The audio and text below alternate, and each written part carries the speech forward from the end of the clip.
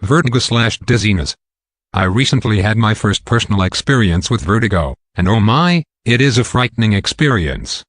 I have a new appreciation for the emotional severity of this condition, to say the least. Those who suffer from vertigo know what I'm talking about. I used to place vertigo lower on the list of really bad conditions. I mean, there is no pain involved unless you get injured from falling, or end up vomiting repeatedly. So how bad could it really be? Let me tell you, it is very bad. I'm specifically talking about the type of vertigo I recently experienced, benign positional vertigo (BPV. I woke up and felt fine. Then I got out of bed and immediately felt the room tumbling backwards, and I sat/fell back onto my bed. I was moderately nauseous. The dizziness and nauseousness passed within 30 seconds, but as I sat there on my bed, I had an overwhelming feeling that it was going to happen again at any moment. So after several minutes, I slowly stood up and slowly walked into the bathroom, being careful not to move my neck or head any more than absolutely necessary. As I carefully sat on the toilet, I felt a mild wave of nausea and dizziness.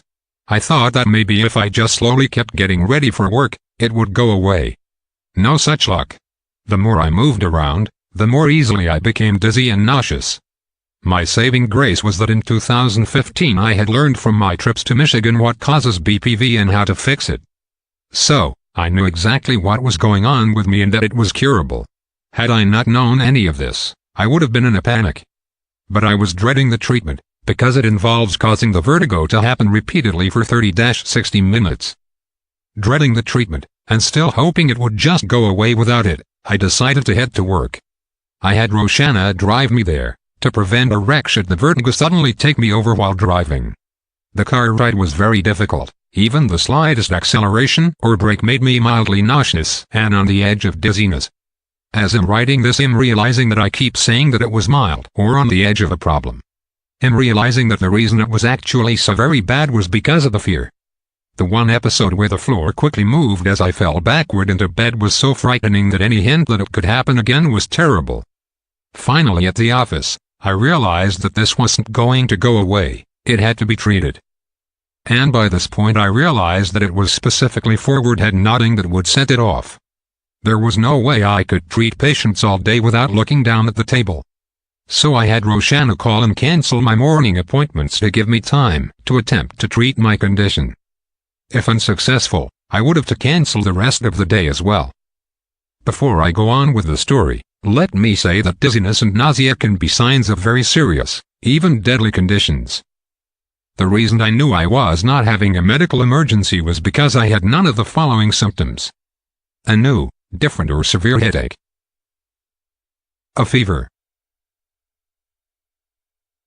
Double vision or loss of vision. Hearing loss. Trouble speaking.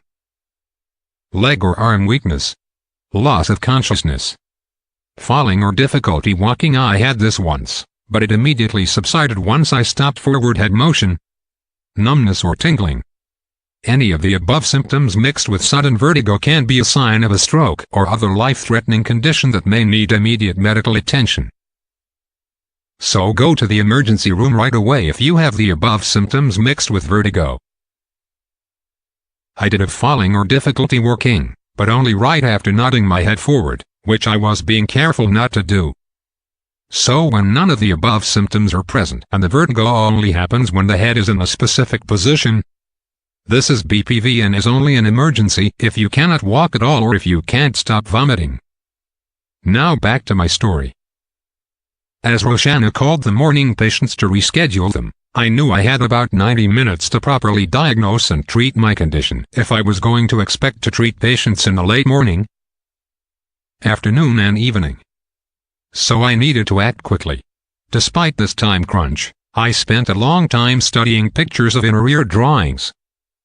My inner voice's excuse for dragging my feet was that I wanted to be sure I knew exactly which of the 3 canals was involved and which treatment to perform. But really, I was stalling, because I did not want to experience the dizziness and near vomiting nausea again. Time was getting thin, so I bit the bullet and began the treatment. Because only forward head nodding caused the symptoms, I knew it was the superior vestibular semicircular canal. but I didn't know if the stone that had formed was stuck in the front, back, or top of this canal. I took a guess that it was at the top, and decided I wanted to move the stone forward first. Then down, slightly back, and then hopefully out the drain. So I decided to lie face down on the treatment table with neck in neutral so that gravity would pull the stone where I wanted it to go.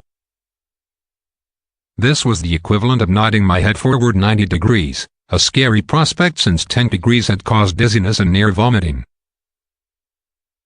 To avoid falling over, I jumped onto the table into the face-down position as fast as possible. It's hard to fall if you are already lying down, right?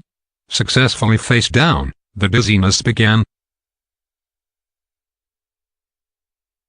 But it only lasted about 10 seconds, which seemed like 10 minutes, then it was completely gone. But it was like the calm before the storm, because I knew that this meant the stone had left the motion-sensing hairs of the canal, and was now free-falling in the canal fluid. It would hairs again, and once it fell far enough and hit the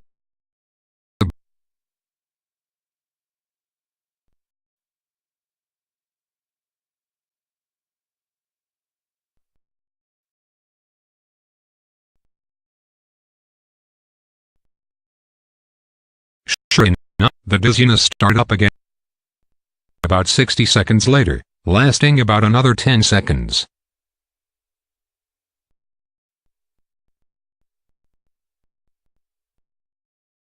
So did the stone hit the hair and stop, or did it bounce?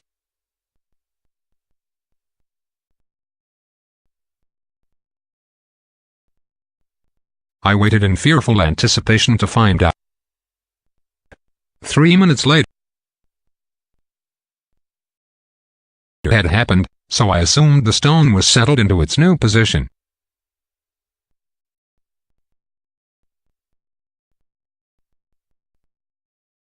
Reached my arm up to the adjusting table I was lying on, careful not to move my head, and slowly tilted the face cradle up about an inch.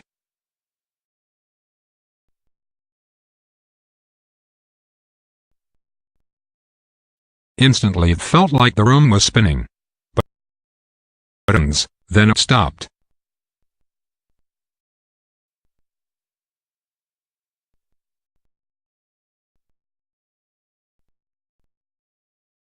Again, about minutes later, the dizziness started into its new position along the canal.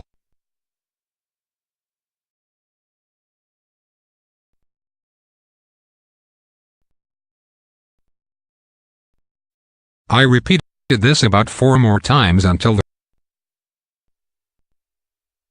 face maximum vertical angle.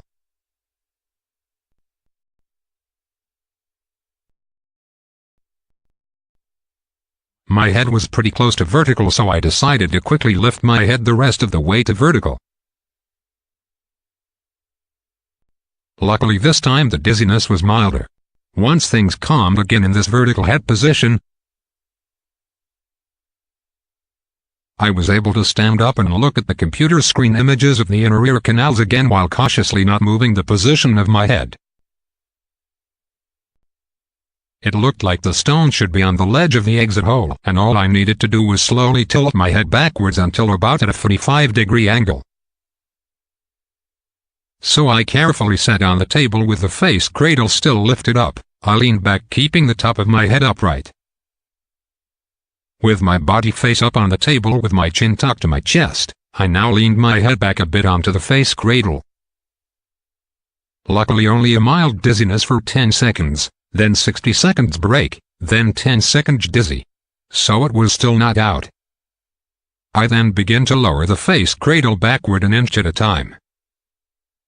After about 2 times, the dizziness stopped no matter how far down I moved my head.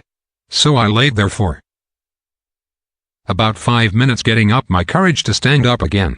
Gambling on my expertise, I held my breath and jumped up off the table. Nothing. So I quickly looked down. Nothing. It was gone. What a relief. I did feel slightly off, almost like a shadow of dizziness lingered for about 3 days after.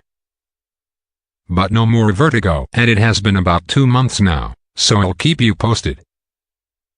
The procedure took about 60 minutes. Yes, I know, the times don't add up, but most of the time was waiting to make sure the stone had reached bottom and not just bounced.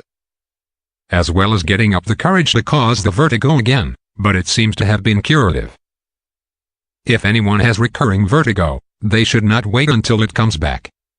I believe you should come in and let me turn your head in all positions until we set it off so that we can locate the stone and figure out which canal it is in and which head direction treatment is needed to get the stone to permanently go away.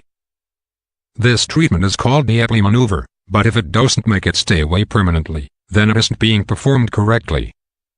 Either the wrong canal is being treated or it is being done too quickly or the stone was assumed to be in the wrong part of the canal.